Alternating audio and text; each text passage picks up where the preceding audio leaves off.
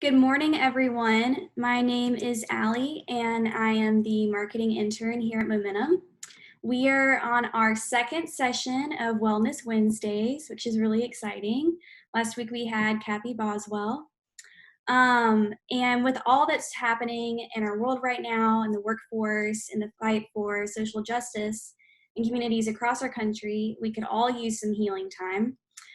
So throughout our Wellness Wednesday series, we will give equal play to well-being in the most holistic sense through mental, emotional, physical, and spiritual health. So for those of you who are with us for our first time, welcome. If you're interested in seeing some of our past sessions and resources that our speakers have recommended, I'll be sending a link through our chat feature. I want to thank our incredible sponsors for their year-round support of Momentum. These organizations have a strong commitment to advancing women in leadership, and we couldn't bring you to today's session without their support.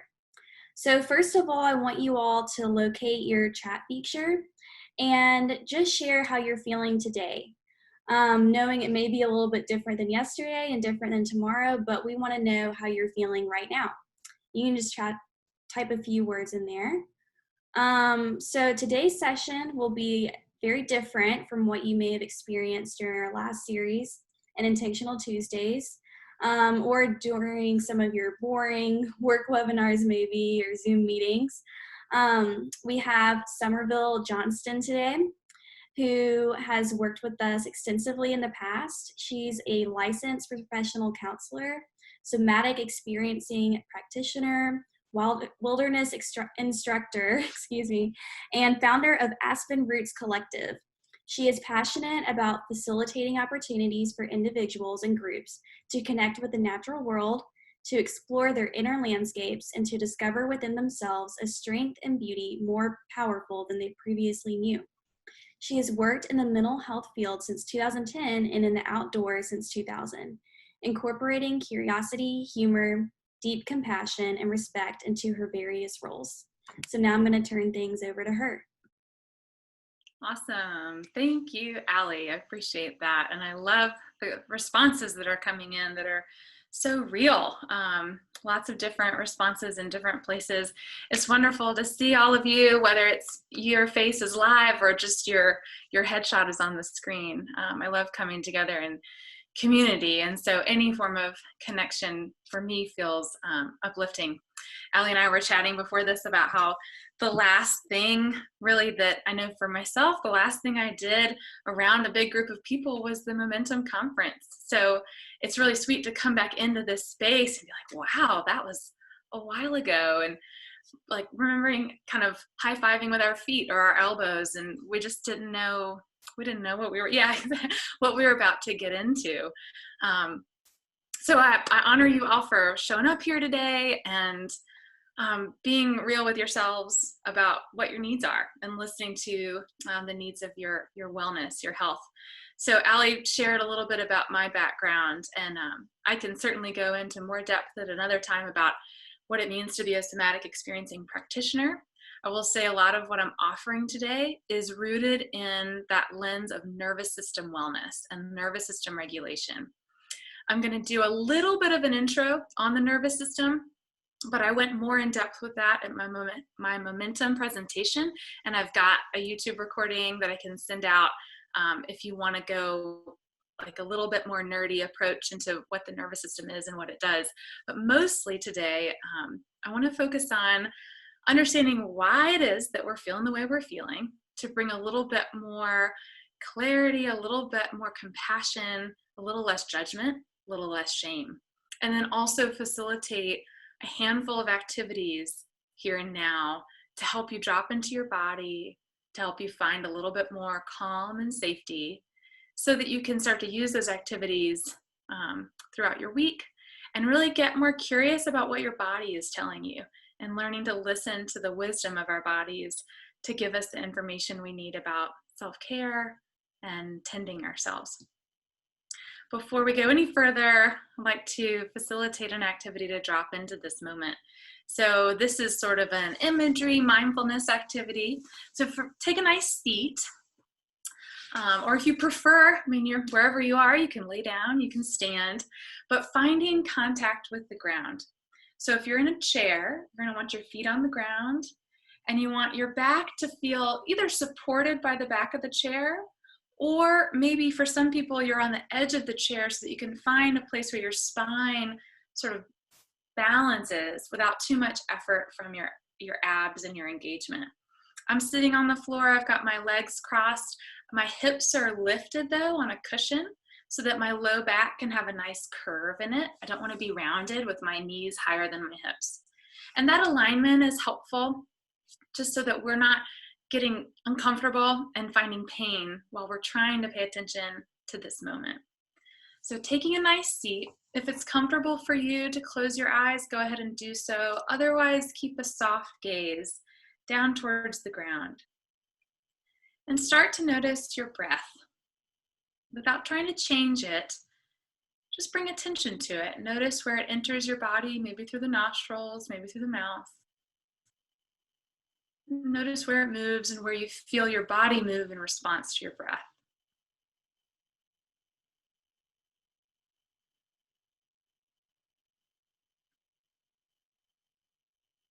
And in this activity, we're going to imagine that we are trees. Many unique types of trees. And with every in-breath in your tree body, imagine that in-breath is you pulling nutrients up through your root system. So it's connecting you into the earth. That might feel like it's coming out of your feet, or if you're sitting on a chair on the ground, it's coming out of your hips and rooting down into the earth.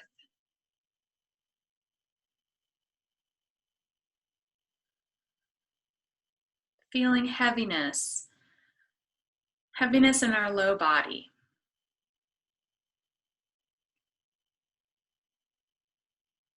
And with every exhale, feeling a lightness in our upper body as our branches lift and spread, and the exhale extends all the way through the fingertips of our leaves.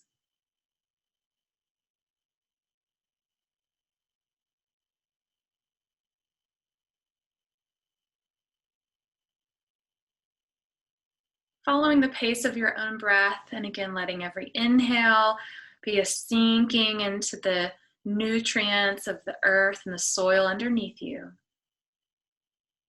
And every exhale be a lifting in the upper body and a spreading of the branches. You might even notice that it feels sort of like a string pulling the top of your head up ever so slightly so that your chin sort of drops a little bit and your neck and spine feel longer.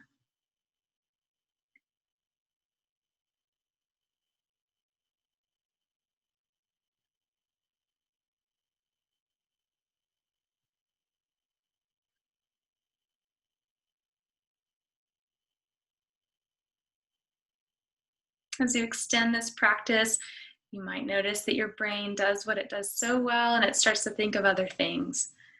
Label that thinking as an interruption of that thought process, and then just come back to this tree experience, rooting into the soil, lifting and spreading our branches as an offering to each other in community.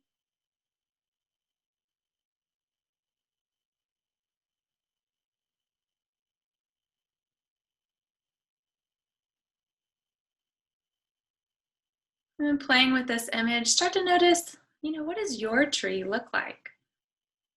What kind of bark do you have? What's your shape and size? What's your individual unique expression of your tree self?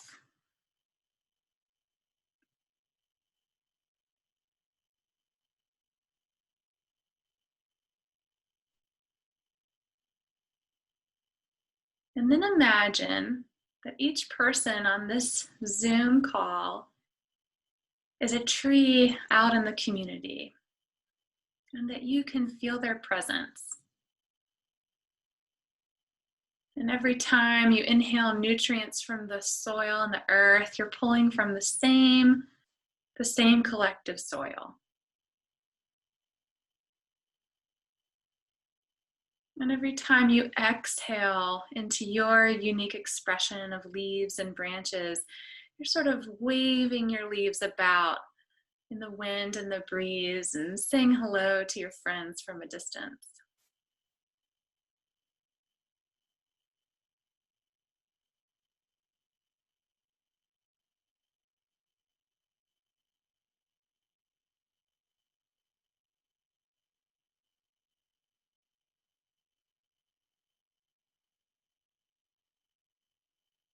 And then finally, taking a little body scan and noticing what your body's experience is at this moment, what sensations you feel, or what sensations you don't feel.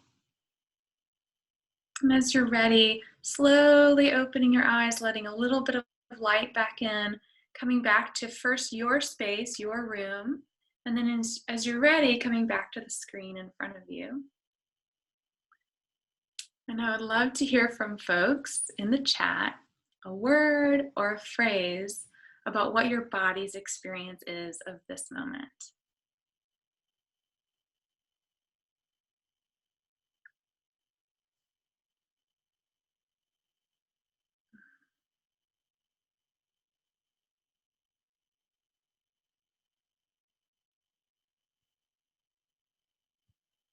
Beautiful. Calm, peace, strength, grounded, relaxed. Relaxed, yes. So that brief activity, strong again, awesome. It combines a lot of what we're going to be diving into a little bit more today. It combines our body awareness, tuning into our breath, tuning into our physical body. It accessed a little bit of that connection with the natural world, but even more so connection with each other as community, which can be so powerful for our wellness. And it also was tending to yourself, right? It's a little break from your norm. It took maybe 5 minutes to have a little bit of a reset. Thanks for joining in.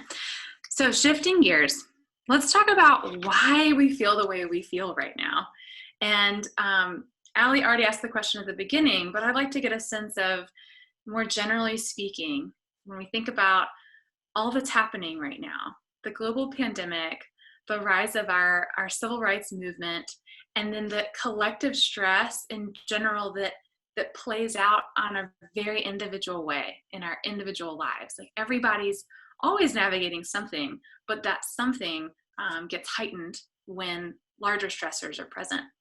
So name in a few words, a word, a phrase, like what's the feeling that you've been having recently, given all that I just named? How you been feeling? Overwhelmed, yeah. Lost. Lost and loss, different but very important. Confused, savoring, yeah. Scattered, happy, frustrated, yeah. All right, so that's a range, right? There's so much that can be beautiful about a little bit of a shift in schedules, and maybe we're in an environment that feels safe and comfortable. And also, even if that's the case, there's so much happening. There's overwhelm, unable to focus. I want to explain a few of these ideas in the context of the nervous system. So first, and this might be review for some of you, what is the nervous system? It's everything that happens automatically in our bodies, the autonomic nervous system. It's our heart rate, our respiratory rate, it's our sweat, it's our saliva, digestion, and it's what keeps us alive. So a healthy nervous system, I'm going to show you here as the green line. All day long, we'll have an activated charge of our sympathetic nervous system when we need to get something done or when we feel any sort of threat. We have an activation of the parasympathetic nervous system when we need to rest, digest, feed, breed. So this activation comes into play when we're trying to survive, and this activation of parasympathetic or settling is more about continuing our life, like eating and procreating. Real basic biology there.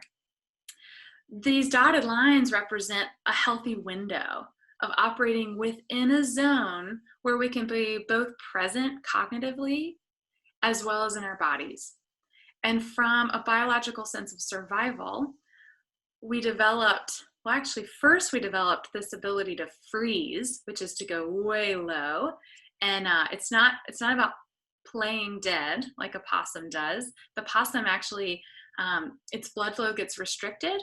Its periphery goes a little cooler in temperature. And the effort, of course, is to convince the predator that it no longer is worth eating. That's our first line of defense that evolved within our bodies way, way, way back when.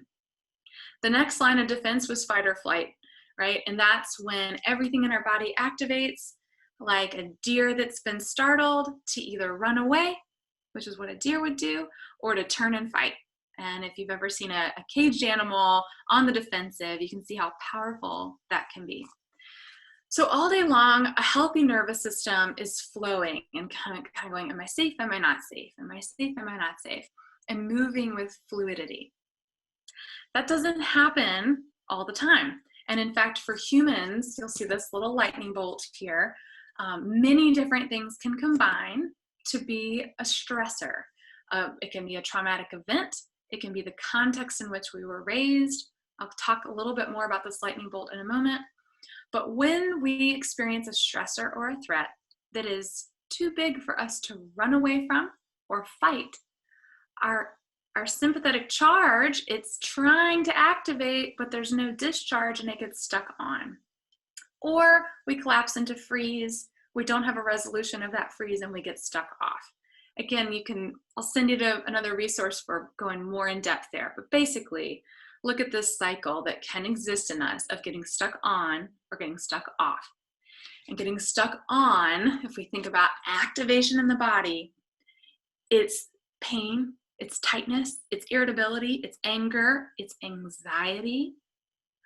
Getting stuck off, that freeze that never goes away or doesn't go away for a very long time, that's numbness. That's dissociation, that's lack of motivation.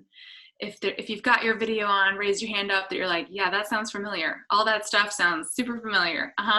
Yes, because this is where a lot of people are all the time, but collectively we're experiencing more of it now because there's more stress happening. So anxiety, let's talk specifically about anxiety. Anxiety is when your brain is just always playing out the what ifs. The what if game, like what if this happens, and let me think ahead and let me make a plan for this. It can be really functional to be able to think ahead, make a plan, anticipate challenges, right? Because it helps you feel prepared.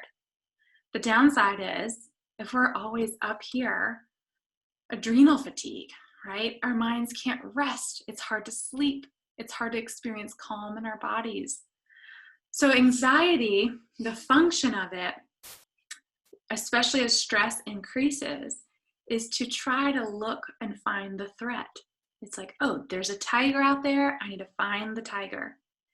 Now, there isn't a tiger. There is a virus.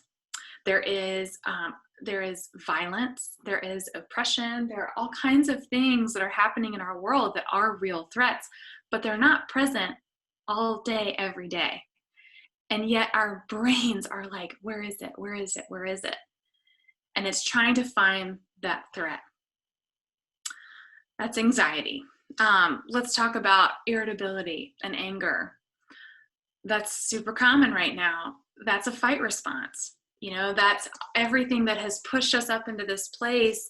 And now I'm noticing that I'm super quick tempered, or it takes one little thing and I'm yelling at my kid, or I'm, pushing back with the dynamic with my partner, or I just can't stand my boss anymore. Things that normally were maybe a little annoying, but we're able to handle it.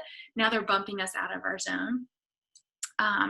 There's also the flight response of the looking for escape or indulgence. Like, things are really bad in the world and I really just need to treat myself. I really just need to I need to not look at all this stuff, and I need to crawl into this escape of, and that can be really indulgent food, right? Or alcohol or substances that help us feel better. And that's a flight response, or there's lots of ways to categorize. So I'm oversimplifying a bit, but that's functional, sort of, right? It helps us feel like we can escape, but it doesn't set us up to actually discharge the energy and come back into a place of safety. Let's talk about feeling overwhelmed to the point of maybe just difficulty getting out of bed even, or crashing in front of a screen and sort of numbing out.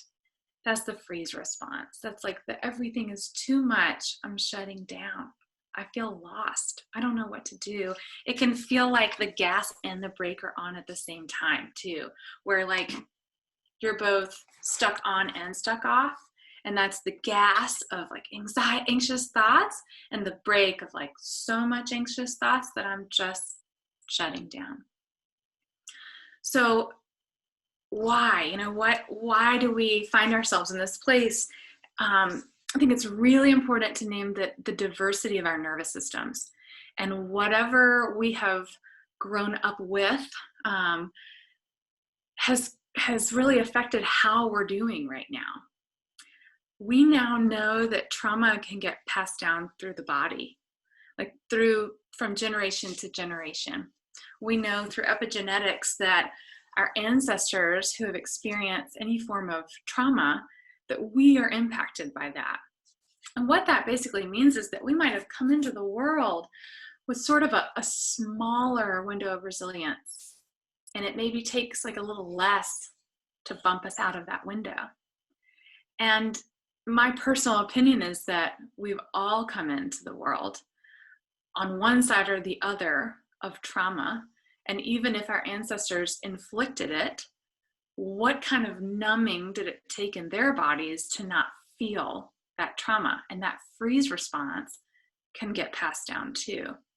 And that I name that because I think that's really relevant for looking at what's happening right now in recognizing where we are in a civil rights movement, and looking at every body, every type of body is involved in this. And I can offer resources along those lines. So not only did we come into the world with our ancestors' trauma, we came in with their resources too. We came in with both genetically, but also in terms of the resources available to us environmentally, we came in with those resources. Then whatever body we came in with has an experience in the world that also sets up the development of that nervous system. So if we had parents who had their own nervous system challenges because their environments didn't feel very safe, or because they'd eventually turned to using a substance as a way to cope, then our nervous system develops in the context of their nervous systems. And our nervous system is trying to attach and learn how to be a nervous system and healthy, and it can attach to a nervous system that's not super healthy. We also can have any sorts of challenges in the home, that in the home and outside of the home, based on addiction, mental health issues in the home, based on socioeconomic differences. Having poverty in the home versus affluence in the home makes a huge difference of how our nervous system develops in that window of tolerance and where we feel safe.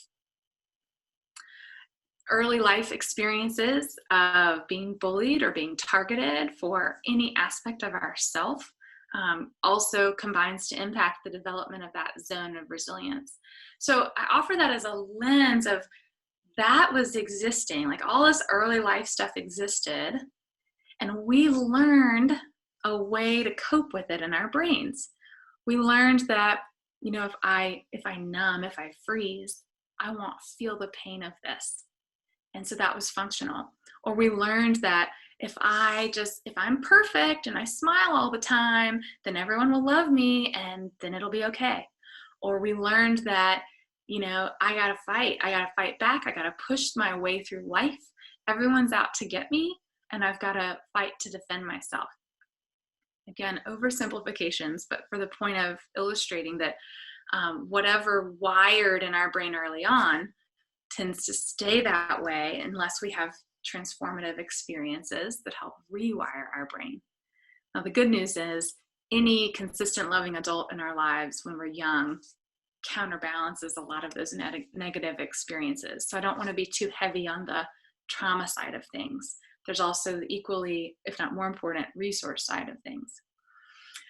But all of that combines to set us up for this moment and how these increasing stressors are affecting us individually. So I tell all of my clients, oh, you're having a harder time getting up in the morning? That's totally normal. Oh, you're finding yourself emotionally eating more? That's totally normal. Oh, you're turning to substances a little more screen time? Totally normal. All of it is normal. It's our body doing the best it can to try to regulate. But of course, we recognize that that doesn't really serve us in the long run. So how do we create a sense of safety in our bodies? That's really what this is all pointing to, is if I can feel safe in my body, I have the ability to have access to resilience, to greater capacity for stress. And so instead of a top-down approach of brain change, like thinking my way into new thoughts, this is about a bottom-up approach of feeling safe in my body, no longer firing that amygdala fear response, and letting that inform my brain so my brain can slow down. I don't know if you noticed during the tree exercise, like maybe your thoughts got a little slower, not so ping-pongy. We'll do some more activities to practice that, test that out. So I'm going to give you a three-part, like, how do I find safety in my body? And the caveat is you can't always find safety in the body, because sometimes you are at risk and there is a threat and there's need for activation. And so I don't want to act like, oh, it's fine, you can be safe all the time. Like, there are real stressors and challenges out there. But if we can come back to safety, then we're maintaining a fluid aspect in our nervous system. So the first step, move. And I say move first as an approach to that freeze response. And what I don't mean is go run a marathon. What I don't mean is put a goal out there for yourself that's so unattainable that you start judging yourself and shame comes in, and then you add stress and you feel worse. Okay, this is not the time to set that new goal of like, I'm gonna train every day and just do more than I've ever done before. For most of us. For some people maybe, but for most of us, now is a time to keep small attainable steps. So I'm going to give you a quick example of the kind of movement I'm talking about. Very basic. You can literally stand up from your chair and just do a few squats. And so in this position, I feel my legs firing. I feel my feet on the floor. And whoo, it's not long before I'm warm. And I'm now more present in my body. All right, that's it. A lot of us spend time at a computer, at a desk. Get up, get up several times a day. If walking around the block feels like too much, literally those squats, I'm like out of breath from them. Also, take 2 cans of whatever, beans, tomatoes, and just swing them back and forth. This is not about getting exercise and that goal-oriented, like, how many calories am I burning? It's about bringing movement into a body that may be either feeling numb and stuck in that place or rigid and tight, okay? I invite you to do that right now as we're talking, if you'd like to. Just give it a test. So, movement. Second, orient. And orient has 5 parts to it. And orient is, where am I paying attention? Like, where am I focusing? And since we're so often mentally orienting to threat, anticipating what's next, or we're orienting to the past and like how I really screwed up and how I did everything wrong, or how I'm really mad at that person who did this thing before, that's also an orientation to risk, to threat in some way. So we want to orient to our breath, which we started off today by doing, I'm also going to name how you've got to adapt this to yourself. So I know for some people, doing like a guided breath work makes them really anxious. So if that's the case, that's okay. You don't have to do it. You don't have to jump into the thing that's the scariest for you, but it's an option. And you can also titrate it and start by, can you even just feel your breath on your nostrils? That can be a way to begin. So orient to the breath, which is bringing you to the here and now, right? Orient to the body. Orient to the body. I asked you the question at the end of that tree activity of notice what you're feeling internally. And a lot of the times when I ask a question like that, the response might be an emotion. And while that's not a wrong response, I want to invite you to identify where that emotion lives in your body. So if I say, I feel overwhelmed, okay, how do you know you're overwhelmed? Like, what in your body is telling you that? Oh, I guess I feel like a tightness in my chest, or I know a lot of times with myself and clients, if there's sadness that we're not letting move through, there's like a clamp down in the throat. And the reason that we're orienting to the body is we're trying to experience the body experience that current state of nervous system response without making it, giving it cognitive meaning, without judging it. We're really paying attention to, what do I feel from my neck down? Maybe in the head too, but so often we're spending time in the world just up here. So orienting to the body, starting to learn the language of it, learning like what's tight, what's open, what's warm, what's cool and tingly. So third, orienting to each other, to safe others, right? It's not always the case that the people you're with offer you a sense of safety. So making sure that in your life, if you were feeling overwhelmed, if you're feeling anxious, like who is it that feels safe? Can you send them a text? Can you ideally share some eye contact? I've even done activities with friends where and I'm not doing it on this because I'm looking at your faces, but where I stare into the camera to let them receive eye contact, and then vice versa. And it is, if you do that for a minute, it's beautiful how settling that can be in the body. Fourth, orient to the natural world. And we'll do an activity later that's really easy to do anywhere and everywhere. And the natural world has varying degrees of safety for folks. So if you're someone who has had privilege in your life, who has felt like you can move through the world generally not feeling like you're under threat, then maybe going camping is a part of your family culture and it doesn't feel overwhelming or scary. Other people, that's not the case, right? For other folks, like going into the woods might feel really overwhelming. So I don't want to act like it's the same for everyone. So sitting in your apartment, looking at a plant could really be grounding and calming, and that is a valid way to orient to the natural world. And whether it's a plant or, acres upon acres of wilderness, the beautiful thing is this living thing is not judging you. It's this form of attachment that offers you relationship if you choose to engage with it without any sense of judgment. And then fifth, orienting to the here and now. And really the other four are a way to do that. But the here and now, I'm sure many of you are familiar with this activity. You can pick 5 things that you see. So let's just do this right now in your space. Look around your room, your space, and pick 5 things that you see. Just sort of label them in your head.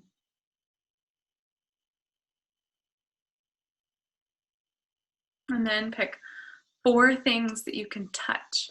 You don't have to go touch them, but you can, or you can imagine touching them. 4 different textures.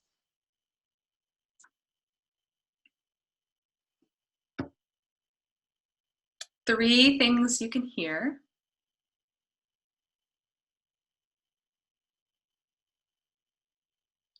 This one's harder. 2 things you can smell.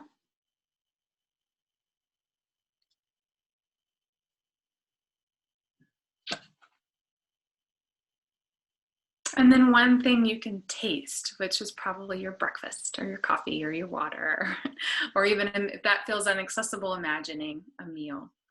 That's a quick activity that ideally is bringing you to this moment. It's also interrupting any thoughts you might be having about the future or the past, right? It's has multiple functions in that way.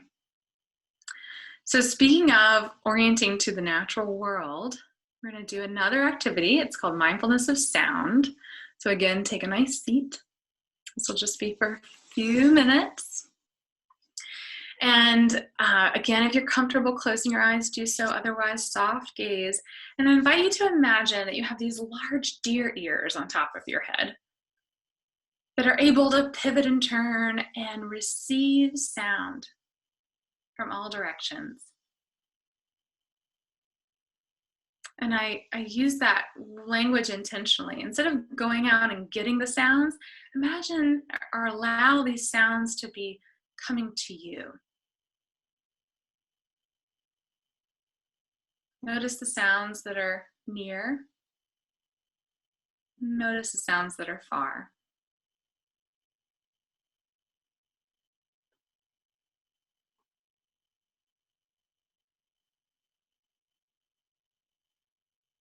When your brain starts to wander, just gently label that thinking, thinking, thinking, and come back to mindfulness of sound.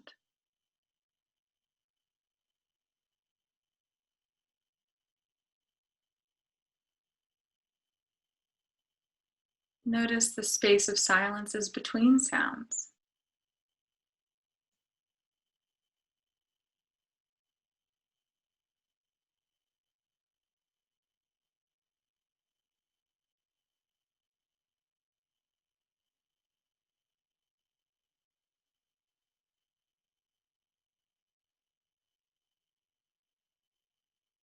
Notice the sounds of your own body.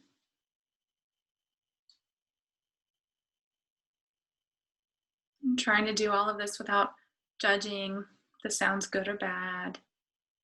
Some might be human-made, some might be non-human-made.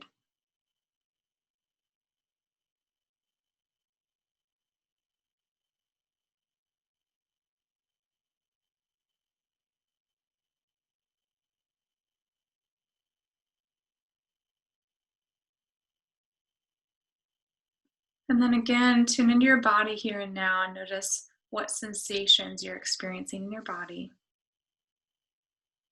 And when you're ready, come back to our shared space. I love that activity, and I think doing it for 5 minutes a day can be profound, especially if you're in a consistent place and starting to get familiar with certain sounds.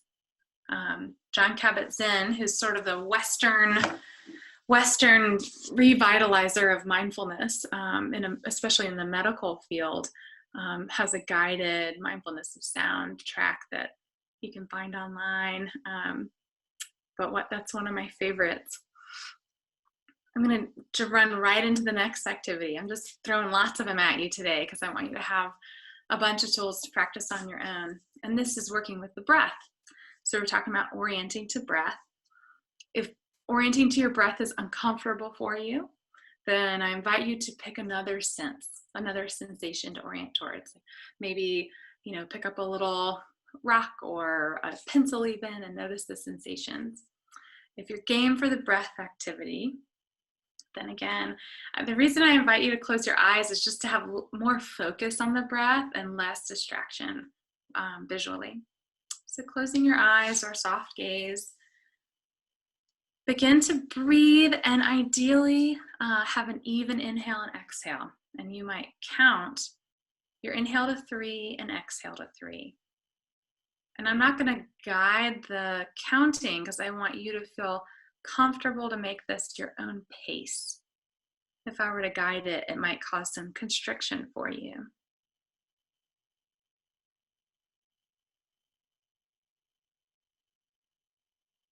So your own pace, inhaling to a count of 3 and exhaling to a count of 3.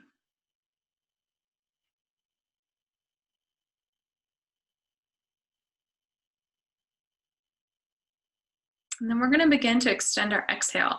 So continue to inhale to the count of 3, but exhale to a count of 4.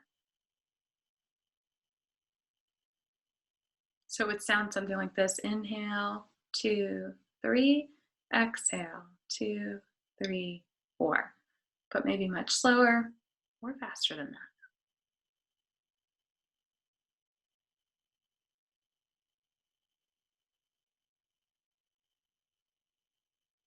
And we're going to keep going. So inhale to the count of 3, exhale to a count of 5.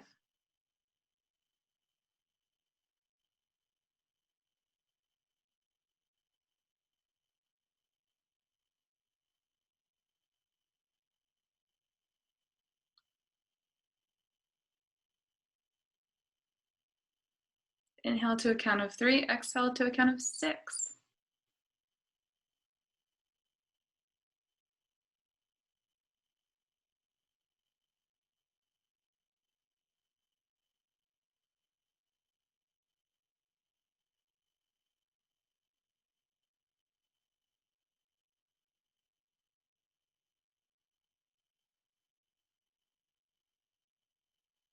And then we'll work our way back down. Inhale to 3, exhale to 5.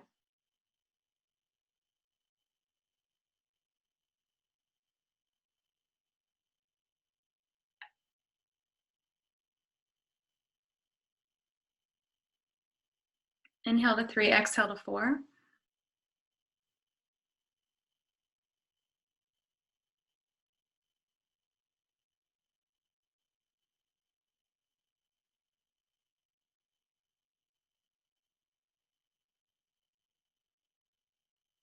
And now back to inhale to 3, exhale to 3.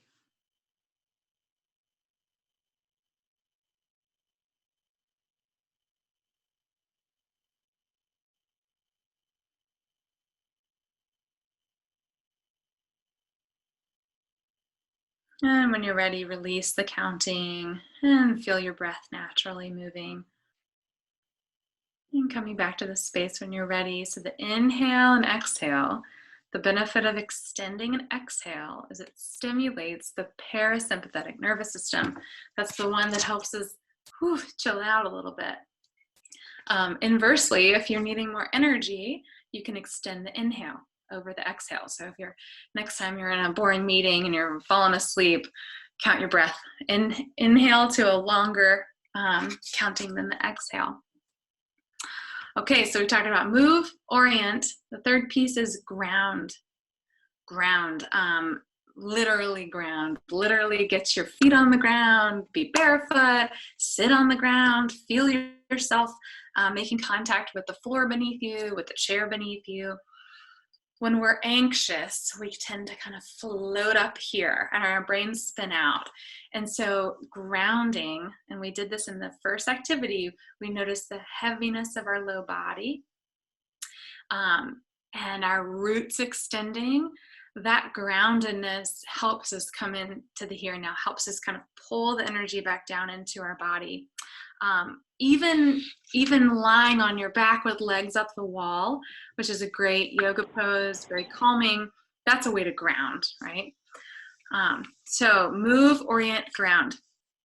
And then I've got just a few more minutes before we jump into questions. So Allie's already put out there like, hey, what questions do you have? Feel free to populate the chat. But a couple of, a little bit more in terms of listening to our body. Our body has so much information and so much wisdom. There's a lot out there about intuitive eating and listening to our bodies instead of like a diet mentality or a one-size-fits-all fad approach. Listening to when and what our bodies are craving and needing, I shouldn't say craving, needing for nutrition, for movement, for hydration. And yes, structure is helpful, right? Having a structure, having a morning routine is helpful. But I really encourage, I run some classes, some group classes, and I work with individuals, and I encourage the folks I work with to, like, let's kind of pull all that back and get creative and curious about, especially right now in this really different time, when our schedules have changed, when our daily norms have changed, what are your body's needs right now? And I've got a fun, I think it's fun, a little worksheet for us to do. So if you grab a piece of paper, I'd like to invite you to identify 3 different types of self-care. The first, an activity that fits with each one. The first one is that escape and indulge activity. That's like, treat yourself. Like, I'm gonna do this thing. And now that could be, I'll give you all 3 so you can compare to get the difference. But that could be that like, I'm gonna just kind of push pause on the whole world, and I'm gonna just listen to me. I'm gonna eat that big piece of chocolate cake. I'm gonna do a spa day. It's not bad. These activities are not bad in and of themselves. But when the activity is geared towards escape and indulge, another activity that's geared towards the should, and or kind of that shame piece, like, okay, I know that it's always been good for me to get up and exercise at 5 a.m. and I really need to get back to it. And gosh, it's so frustrating that I can't. What's the deal with that? Okay, my self-care is going to be to run at 5 a.m. every day, And then the last one is tend and nourish. Coming from a place, I could do another day on this, but a place of our internal nurturing self, our adult self. I don't mean adult in terms of chronological age. I mean that part of us that's like a soul adult that says, I am going to take care of you. An activity that is tending and nourishing. So once you have your 3 activities, one at a time, go through what are the thoughts, emotions, and sensations associated with that activity. What are the thoughts that I have when I'm like, I'm going to indulge in, a day of spa? It's like the thoughts are, I don't want to deal with life. I deserve this. I mean, just notice what comes up. And again, no judgment. This isn't good or bad. It's just noticing. It's noticing where it comes from. What's the emotion and what's the body sensation? And I know for me, that escape sensation is like, I just want to be gone. I just don't want to deal with this anymore. And then follow that through for each one. Thoughts, emotions, and sensations for the should. Ooh, I feel tight. Like I just think about that should and my whole body gets tight. Like I need to have it under control, rigid. And then finally, thoughts, emotions, sensations associated with nurturing. And this is something you can continue in your own time. Once you've filled out that sheet, just notice it. Notice what's different. And then I invite you to do some exploration and some testing and some curiosity, like an approach of curiosity with yourself this week. And what would it be like to listen to that nurturing voice and try 1 activity or 3 from that place and notice the difference of how that feels?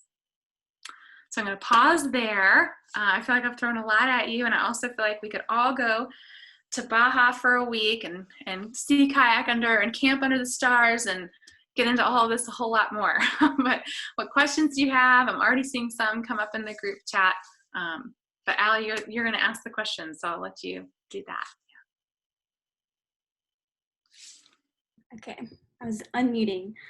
So our first question was about anxiety. I know you talked about insomnia. So what are some ways to help us unwind as we're going to sleep? And then what do you do if you wake up anxious in the middle of the night?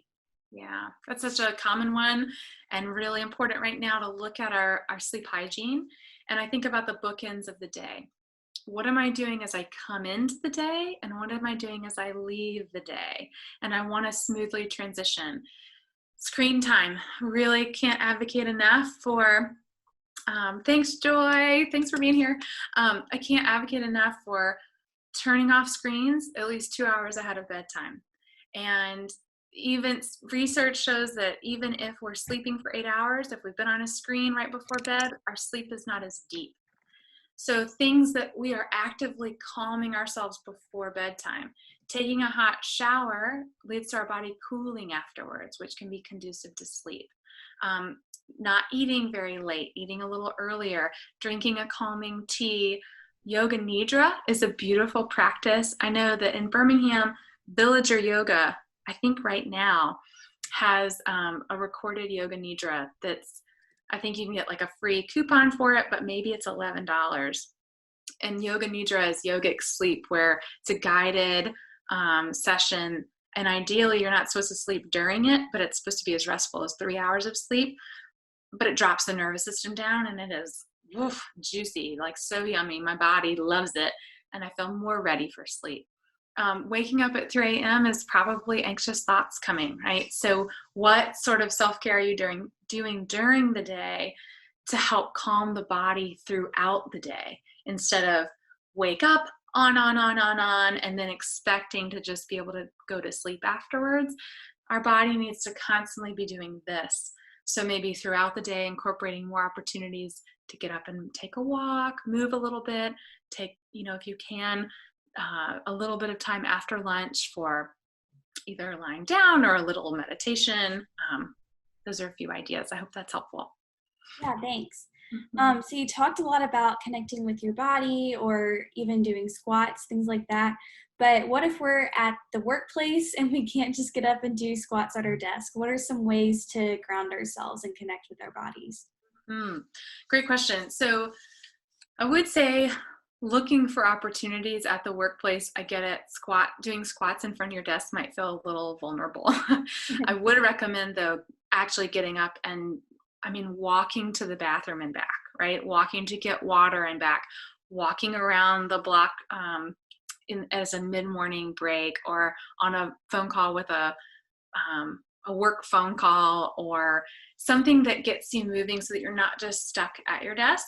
But if you are stuck at your desk, you can also, and you can do this right now, press your feet into the ground, tense your calves, tense your quads, tense your glutes, and release.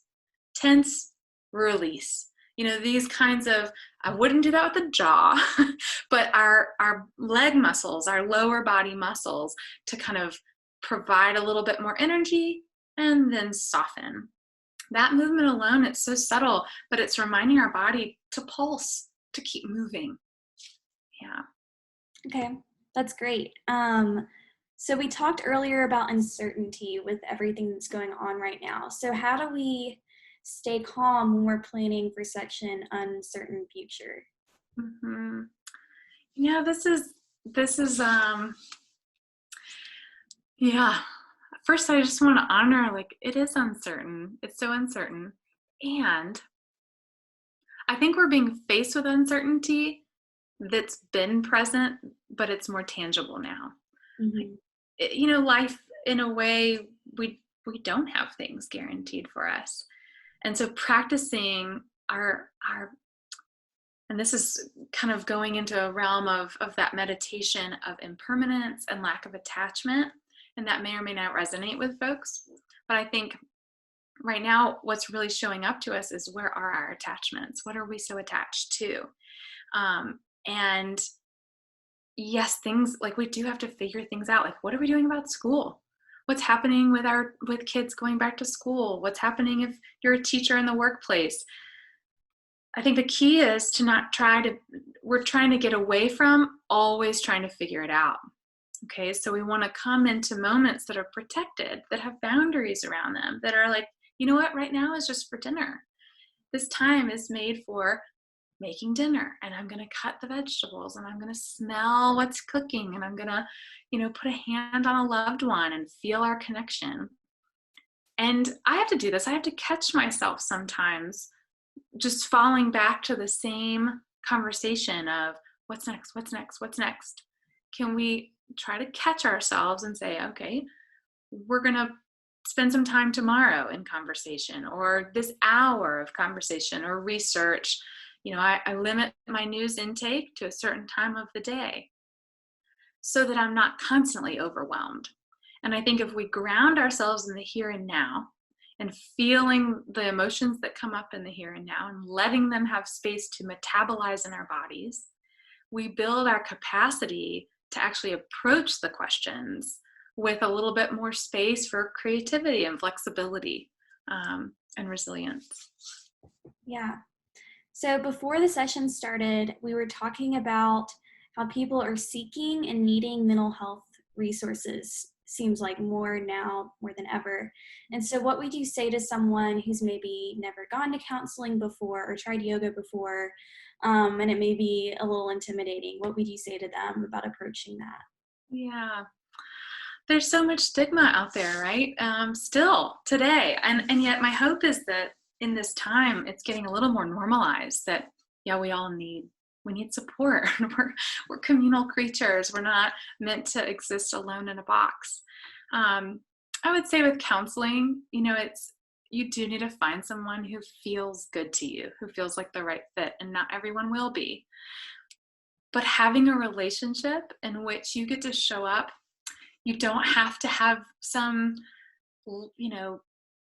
major trauma in your past to have legitimate things that are happening within you. And my experience has been, I've met with therapists off and on for years. It's obviously something I believe in. And my experience has been, it's such a relief. And it's helpful at times to feel like, oh, I'm not the only one.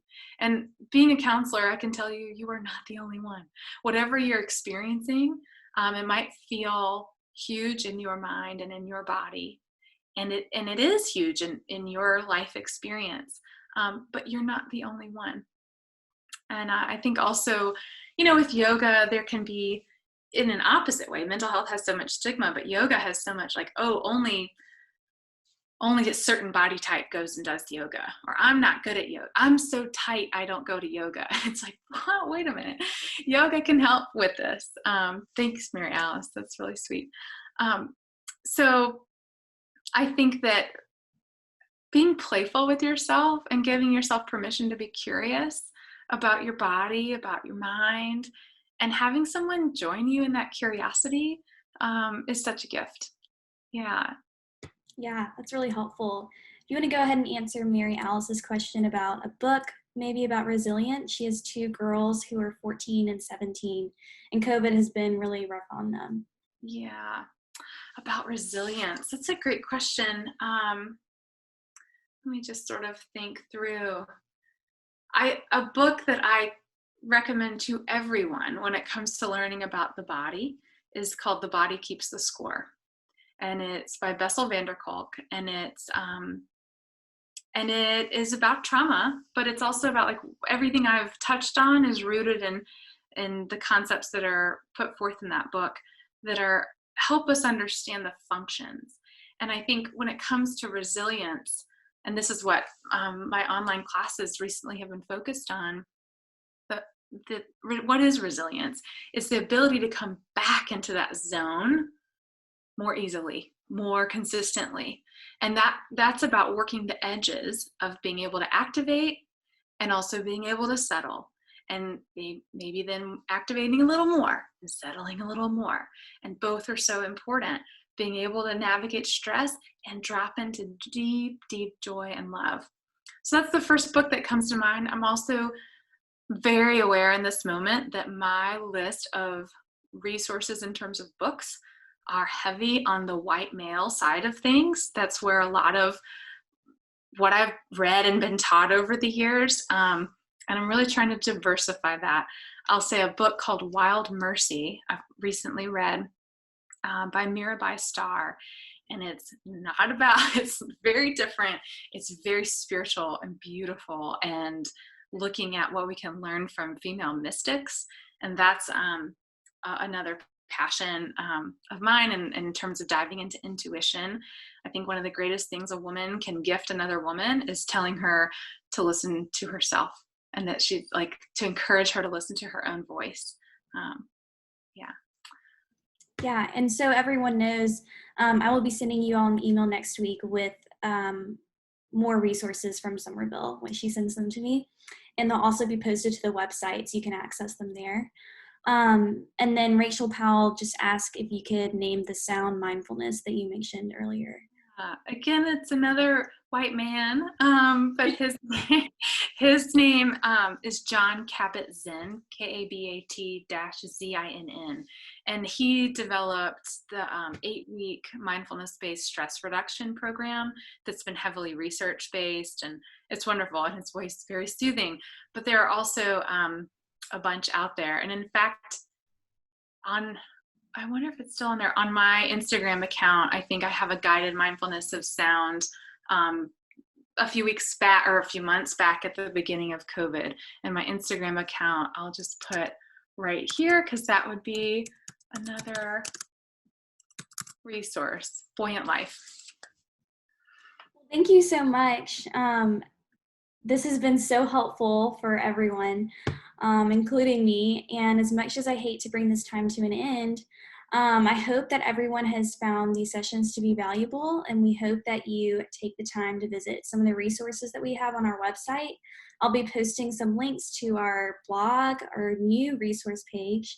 And if you want to get more involved with Momentum, we have applications open for our Upward Early Career Program. So this may not be a right fit for you if you're further along in your career, but we would love to have recommendations for you and for you to send that to maybe even someone that you mentor.